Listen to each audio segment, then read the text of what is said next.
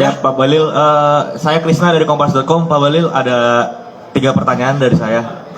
Pertama, soal isu reshuffle nih Pak, yang disampaikan oleh Pak Presiden pada tempo hari lalu, bahwa memang Pak Presiden ini akan ada menteri-menterinya, jika menteri-menterinya tak seirama dengan berjalan dengan dia bakal keluarkan, karena memang itu tidak mementingkan rakyat menurut beliau. Nah, pendapat Pak Balil sebagai menteri Pak Presiden ini seperti apa Pak?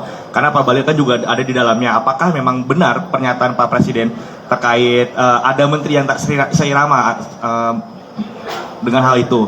Lalu pertanyaan kedua Pak, soal pemotongan anggaran nih Pak, 70% di kementerian-kementerian. Nah, Pak Balil menilai itu seperti apa Pak?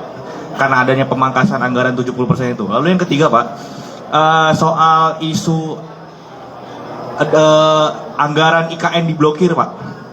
Pak Presiden kan juga itu kan dari zamannya Pak Jokowi ya, karena memang mengingat juga Golkar juga mengikuti akan hal itu. Nah, tanggapan Bapak nih gimana Pak soal anggaran IKN yang diblokir seperti itu? Terima kasih Pak. Ya, yang pertama menyangkut dengan apa yang ditanyakan tentang hak prerogatif presiden. Jadi gini, menteri itu diangkat dan diberhentikan oleh Bapak Presiden. Karena itu adalah hak prerogatif presiden. Jadi semuanya diserahkan kepada Bapak Presiden. Jangan kita mengomentari atau bertindak melampaui batas kewenangan. Karena itu kewenangan mutlak Bapak Presiden. Itu satu. Yang kedua adalah sudah menjadi sebuah keharusan dan kewajiban, apa yang diperintahkan oleh Bapak Presiden harus dilakukan oleh pembantu Presiden. Menteri itu pembantu. Menteri itu pembantu Presiden. Jadi memang harus diterjemahkan apa yang menjadi program arah kebijakan Presiden. Jadi semuanya diserahkan kepada Bapak Presiden. Namun kami DPP Partai Golkar, karena kami anggota kabinet kan di Golkar ini ada sekitar 8 menteri, 3 wamen, 1 gubernur Lemhanas. Kami yakin dan percaya bahwa Presiden tahu betul tentang kualitas daripada kader-kader Partai Golkar. Karena Partai Golkar ini kan gudangnya para kader pemimpin bangsa. Dan tahulah, biarkan jangan kita mencampuri, mengomentari, apalagi menganalisa berlebihan tentang apa yang menjadi hak prerogatif Bapak Presiden. Tapi kami yakin Golkar insya Allah semua baik-baik saja. Karena apa?